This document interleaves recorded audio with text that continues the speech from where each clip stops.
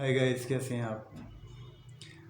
دوستوں، انسانوں کی ناطے سے ہم جذباتی جو ہے نا ہیں، اور جذبات جو ہمارے لائف سے نا جدا نہیں کیے جا سکتے ہم سے.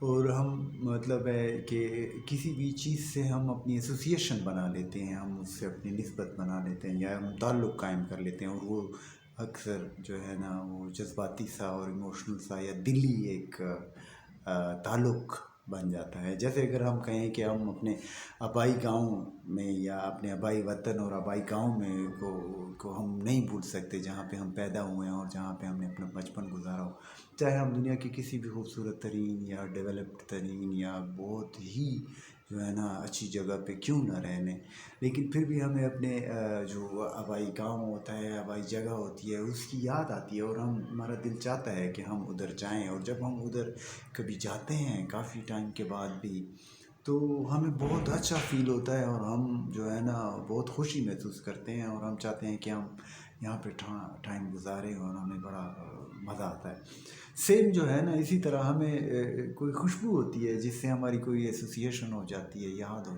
آتی ہے ہمیں، اور اس سے وابستہ ہو جاتی ہے. جب وہ خوشبو ہم کبھی اتفاقاً ہمیں وہ خوشبو سونگھنے کا موقع ملتا ہے، یا ہمیں وہ خوشبو کبھی سے آتی ہے، تو ہمیں وہ پرانے زمانہ اور وہ چیزیں یاد آ جاتی ہیں.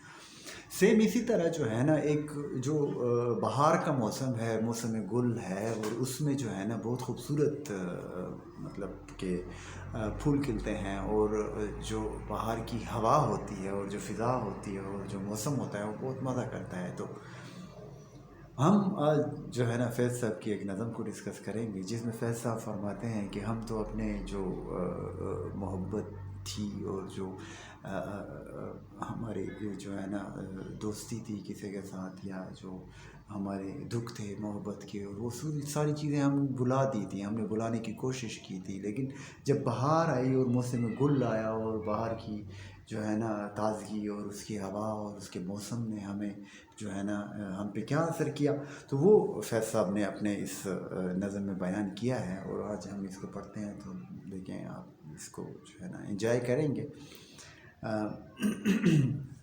اس کا عنوان ہے کہ بہار آئی، اور فیض صاحب کے مجموعہ کلام شاہ میں شہر یاراں کا یہ حصہ ہے. تو فیض صاحب فرماتے ہیں کہ بہار آئی، بہار آئی تو جیسے یک بار لوٹ آئے ہیں پھر عدم سے. عدم سے مینس کہ ابھی وہ چیزیں نہیں تھیں، ان کا وجود تقریباً ہمارے لیے ختم ہو گیا تھا ان چیزوں کا، لیکن اب وہ چیزیں پھر دوبارہ سے نئے سرے سے آ گئی ہیں اور پیدا ہو گئی ہیں اور ہماری زندگی میں شامل ہو گئی ہیں. کیسے کہ بہار آئی تو جیسے یک بار لوٹ آئے ہیں پھر عدم سے، وہ خواب سارے شباب سارے جو تیرے ہونٹوں پہ مر مٹھے تھے، جو مٹ کے ہر بار پھر جیے تھے.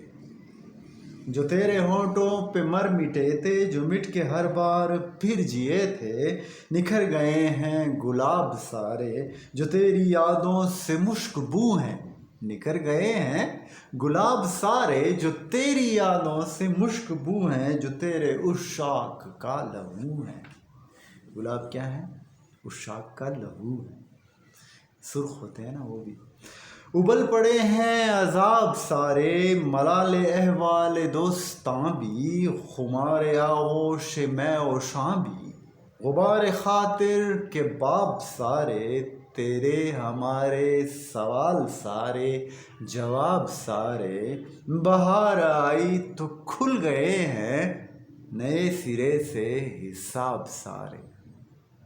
تو فیض صاحب فرماتے ہیں کہ بہار جو ہے نا اس نے ہم پہ کیا اثر کیا کہ اس نے پھر ہمیں اسی دنیا میں دوبارہ ہمیں لے گئے جب ہم جو ہے نا تم پہ مر مٹتے تھے اور مر مٹے تھے، اور وہ ساری چیزیں جو ہے نا پھر سے تازہ ہو گئیں اور زندہ ہو گئیں. تو love you, Faiz Ahmad Faiz the great.